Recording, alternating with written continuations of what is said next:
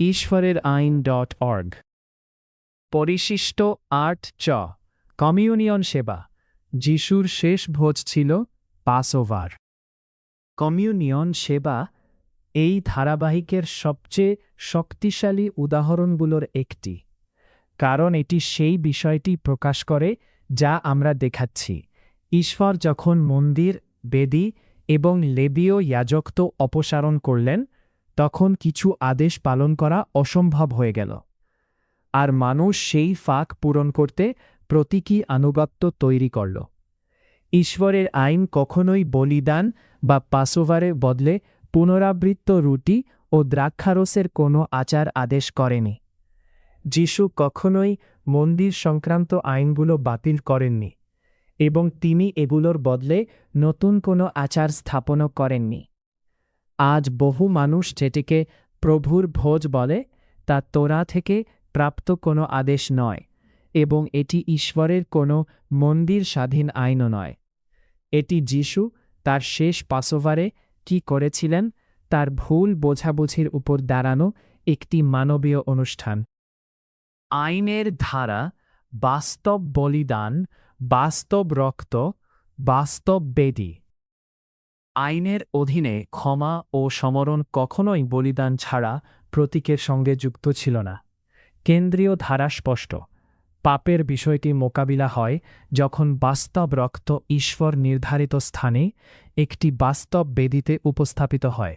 লেবীয় পুস্তক 17:11, দ্বিতীয় বিবরণ 12:5-7। এটি দৈনিক বলিদান, পাপার্থক বলিদান, হোম বলি এবং পাসওভার মেশ সব কিছুর ক্ষেত্রেই সত্য। নির্গমন 12:3-14, দ্বিতীয় বিবরণ 16:1-7। পাস ওভারের ভোজ কোনো ইচ্ছেমতো স্মরণ সেবা ছিল না। এটি ছিল ঈশ্বর আদেশিত একটি নির্দিষ্ট রীতি, যার মধ্যে ছিল একটি বাস্তব মেষ, নির্দোষ। নির্গমন 12:3, ঈশ্বরের আদেশ অনুযায়ী প্রতিটি পরিবারকে একটি মেষ নিতে হতো।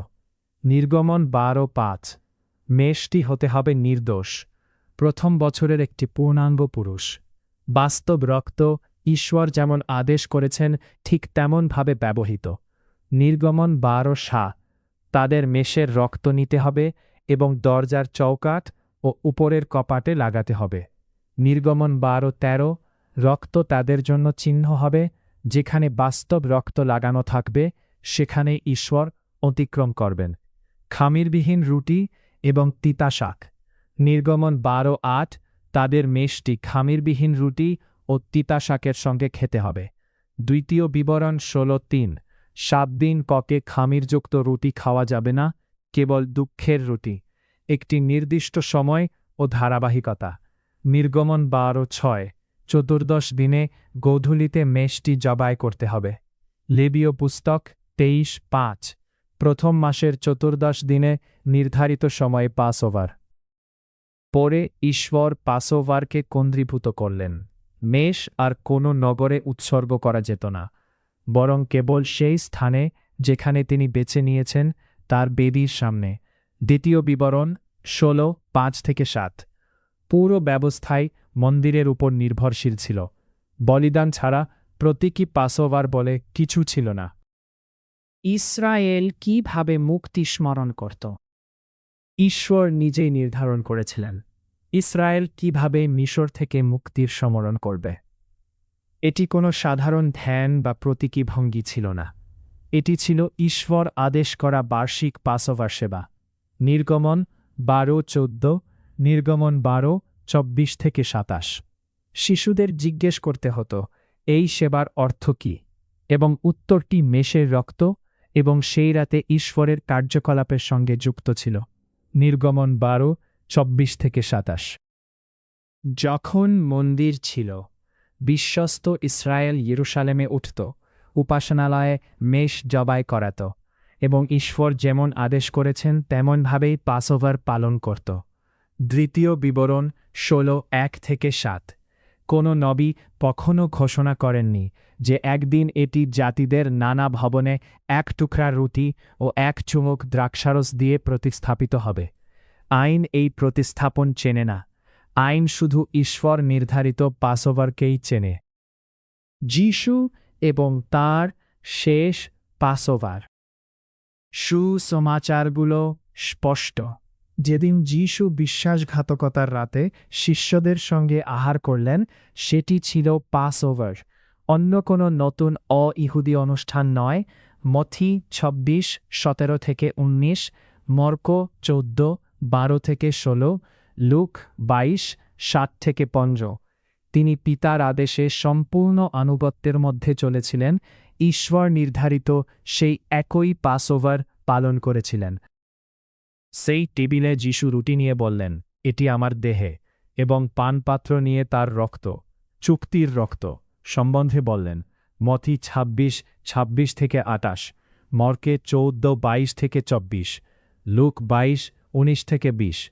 তিনি পাসওভার বাতিল করছিলেন না, বলিদান বাতিল করছিলেন না, বা জাতিদের জন্য নতুন ধর্মীয় সেবার আইন লিখছিলেন না। তিনি ব্যাখ্যা করছিলেন যে তার নিজের মৃত্যু ঈশ্বরের সত্য মেষ হিসেবে আইন যা আগে থেকেই আদেশ করেছিল তার সব কিছুকে পূর্ণ অর্থ দেবে। তিনি যখন বললেন, আমার স্মরণার্থে এটি করো, লুক 22:19, তখন এটি ছিল তারা যে পাসওভার ভোজ খাচ্ছিল, আইন, মন্দির এবং বেদি থেকে বিচ্ছিন্ন কোনো নতুন অনুষ্ঠান নয়। তার মুখ থেকে কোথাও এমন কোনো আদেশ নেই যে জাতিদের জন্য একটি নতুন মন্দির স্বাধীন আচার স্থাপন করা হলো, যার নিজের সময়সূচি, নিজের নিয়ম এবং নিজের ধর্মগুরু থাকবে। তিনি আগেই বলেছেন, তিনি আইন বা নবীদের বাতিল করতে আসেননি, এবং আইনের ক্ষুদ্রতম আচরণ লুপ্ত হবে না।